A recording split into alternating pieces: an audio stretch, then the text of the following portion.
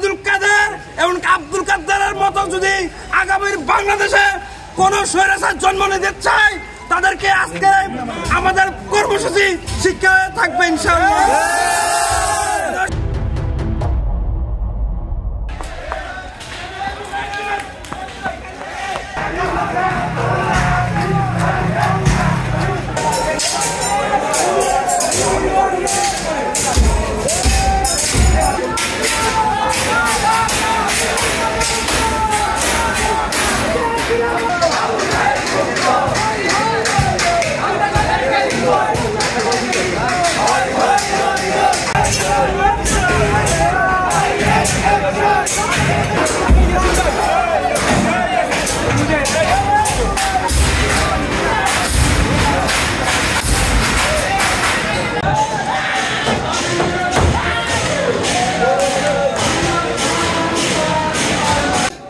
আগস্টের রাতেই এই যে নোয়াখালী কোম্পানিগঞ্জের বাসভবন ওবায়দুল কাদেরের এই বাসভবনটি ভেঙে দিয়েছিল, কিন্তু 5 আগস্টের পরবর্তীতে ওবায়দুল কাদের এমনকি তার ওয়াইফ মির্জা কাদের এবং তার ওয়াইফ সবাই তারা পলাতক রয়েছে, কিন্তু কে বা কারা তাদের বাড়িটি পুনঃসংস্কারের উদ্যোগ নিয়েছে এটা আমাদের জানা নাই।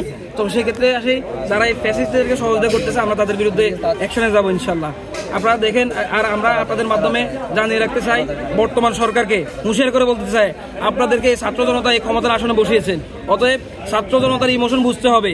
আপনারা দেখেছেন বিগত সময়ে আওয়ামী ফ্যাসিস্টের যে নির্যাতন, এই নির্যাতন নিষ্পেষণ দেখেছেন, জুলাই গণহত্যা দেখেছেন, এই গণহত্যার বিচার দ্রুত কার্যকর সম্পন্ন করতে হবে। আমরা দেখেছি প্রকাশ্যে গুলি করে হত্যা করা হয়েছে, প্রকাশ্যে পুলিশে গুলি করেছে, আমরা তাদের পিকচারগুলো থাকার পরও, তাদের পরিচয় থাকার পরও কেন এখনো বিচার কার্য শুরু হচ্ছে না?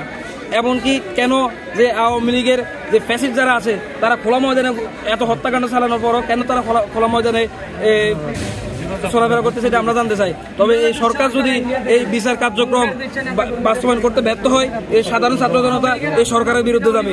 আমরা কোনো সরকারের লেজর ভিত্তিক দল না, আমরা বাংলাদেশে সঠিক ন্যায় বিচার চাই, বাংলাদেশে ন্যায় বিচারের দাবি রাখি।